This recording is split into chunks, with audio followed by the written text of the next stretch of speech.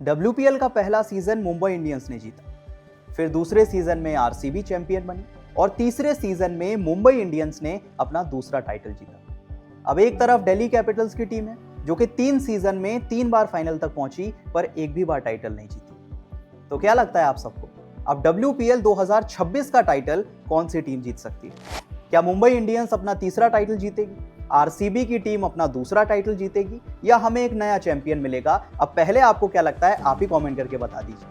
अच्छा, इसके अलावा WPL 2026 में किन किन प्लेयर्स पे नजरें रहने वाली हैं, ये आज की इस वीडियो में हम डिस्कस करेंगे। तो चलिए, सबसे पहले आप कमेंट कर दीजिए और अगर बजर बट्टू स्पोर्ट्स पे आप पहली बार आए हैं तो चैनल को सब्सक्राइब जरूर कर लीजिए। नमस्कार, मैं हूं अंश शर्मा और आप देख रहे हैं बजर बट्टू स्पोर्ट्स। तो चलिए, सबसे पहले मैं आपको WPL 2026 का एक छोटा सा ओवरव्यू दे देता हूं। अब सबसे पहले ये जो टूर्नामेंट है वो 9 जनवरी से शुरू होने वाला है। पहला मुकाबला जो है वो डिफेंडिंग चैंपियंस मुंबई इंडियंस और एक बार की चैंपियन आरसीबी के बीच होगा। इस पूरे टूर्नामेंट में 22 मैचेस खेले जाएंगे और WPL 2026 का जो फॉर्मेट है वो डबल राउंड रॉबिन होने वाला है।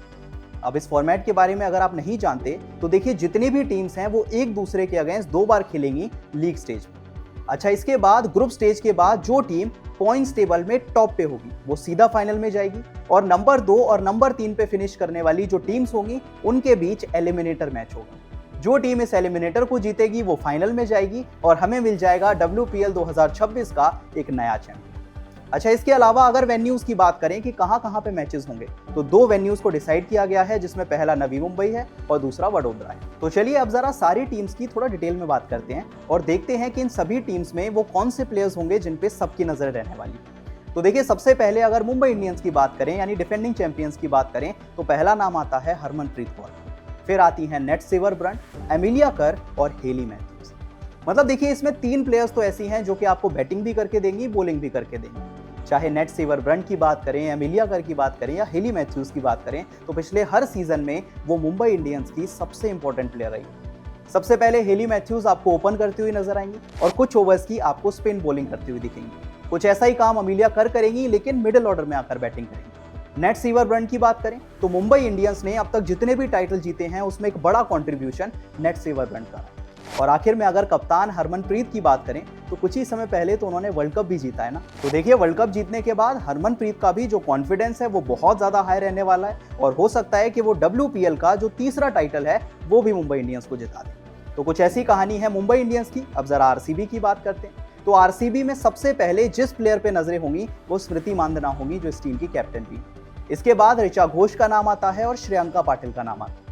अब वैसे टेक्निकली इस लिस्ट में एलिस पेरी का भी नाम होना चाहिए था, लेकिन WPL से कुछ ही दिन पहले एलिस पेरी ने ये इन्फॉर्मेशन दी कि वो WPL से अपना नाम वापस लेना चाहते हैं। ऐसे में आरसीबी को एक बहुत बड़ा झटका लग चुका है, क्योंकि आरसीबी ने जब पहली बार WPL का टाइटल जीता था तो एलिस पेरी का बहुत बड़ा कंट्रीब्यूशन। तो देखिए, अगर एलिस पेरी नहीं है तो स्मृति मांधना की जिम्मेदारी और भी ज्यादा बढ़ जाती है। चाहे बैटिंग की बात करें, कैप्टनसी की बात करें, अब स्मृति मांधना को आरसीबी की इस टीम को आगे लेकर चलना पड़ेगा। अच्छा, इसके अलावा ऋचा घोष की बात करें तो लोअर मिडिल ऑर्डर में जो फिनिशिंग की जिम्मेदारी है वो ऋचा घोष के पास होगी और श्रेयंका पाटिल अपनी स्पिन बॉलिंग के थ्रू आरसीबी को मैचेस जिताने की कोशिश करेंगे। तो कुछ ऐसी कहानी बनती है आरसीबी की। अच्छा, इसके बाद अगर दिल्ली कैपिटल्स की बात करें तो नजरें होंगी जेमिमा रोड्रिग्स पे, शेफाली वर्मा पे और लॉरा वॉलवर्ड। अब वैसे एलिस पेरी की तरह ये भी तो एक ऐसी टीम है ना जिसका एक प्लेयर मिस होने वाला है, नाम है उनका एनेबल सदरलैंड। अब देखिए, एलिस पेरी जिस तरह से आरसीबी की एक बहुत इंपॉर्टेंट प्लेयर है, उसी तरह से दिल्ली कैपिटल्स की भी एक इंपॉर्टेंट प्लेयर थी एनेबल सदरलैंड। वो भी एक ऑलराउंड एबिलिटी लेकर आती थी, लोअर ऑर्डर में आकर बैटिंग करती थी, कुछ ओवर्स की बॉलिंग भी करती थी, तो उनको भी दिल्ली की टीम बहुत मिस करेगी। लेकिन एलिस पेरी की बात करें, सदरलैंड की बात करें, तो ये दोनों प्लेयर्स के WPL मिस करने की एक बड़ी वजह है T20 वर्ल्ड कप। लेकिन चलिए, सदरलैंड नहीं है तो क्या हुआ, दिल्ली कैपिटल्स का भी जो बैटिंग ऑर्डर है वो बहुत ज्यादा स्ट्रॉन्ग है।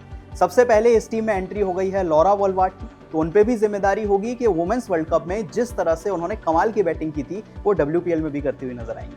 अच्छा, इसके अलावा दिल्ली कैपिटल्स को एक नया कैप्टन मिल चुका है जो कि जेमिमा रोड्रिग्स होंगे। तो देखना इंटरेस्टिंग होगा कि जेमिमा रोड्रिग्स अपने पहले सीजन में क्या दोबारा दिल्ली को फाइनल में ले जा पाएंगी और क्या एक स्टेप आगे ले जाकर वो दिल्ली कैपिटल्स को पहला टाइटल दिला पाएंगी, ये भी देखना इंटरेस्टिंग होगा। अच्छा, इसके बाद अगली टीम आती है यूपी वॉरियर्स, जहां पे आपको मैग लैनिंग दिखेंगी, दीप्ति शर्मा होंगी और सोफी एकल्स्टन होंगी। अब देखिए, मैग लैनिंग वो कैप्टन है जो कि दिल्ली कैपिटल्स के साथ थी और 3 फाइनल खेल चुकी। लेकिन उसके बाद दिल्ली कैपिटल्स ने मैग लैनिंग को रिलीज करने का एक बड़ा फैसला किया। इसका फायदा यूपी ने उठाया और ऑक्शन में जाकर मैग लैनिंग को अपनी टीम में भी शामिल किया और उन्हें कैप्टन भी बना दिया। तो देखिए यूपी की भी उम्मीदें होंगी कि जिस तरह से मैग लैनिंग ने दिल्ली कैपिटल्स को 3 बार फाइनल में पहुंचाया, कुछ ऐसा ही काम वो यूपी के साथ भी करेंगे। अच्छा, मैग लैनिंग को पूरा सपोर्ट मिलेगा दीप्ति शर्मा से और सोफी एक्लस्टन से। सोफी एक्लस्टन एज यूजुअल अपनी कमाल की बॉलिंग करती हुई दिखेंगी और इसके अलावा अगर दीप्ति शर्मा की बात करें तो वो सिर्फ इंडिया की नहीं बल्कि दुनिया की सबसे बेहतरीन ऑलराउंडर है। तो इन दोनों से भी पूरे सपोर्ट की उम्मीद मैग लैनिंग को होने वाली है। अच्छा, इसके बाद अगर आखिरी टीम की बात करें यानी कि गुजरात जायंट्स की बात करें तो इन सभी टीम्स में अगर कोई एक टीम थोड़ी सी कमजोर नजर आती है तो वो गुजरात जायंट्स की टीम है। अब अगर बात करें कि किन पे नजरें होंगी तो नाम एशले गार्डनर का आएगा, बेथ मूनी का आएगा और रेणुका सिंह का।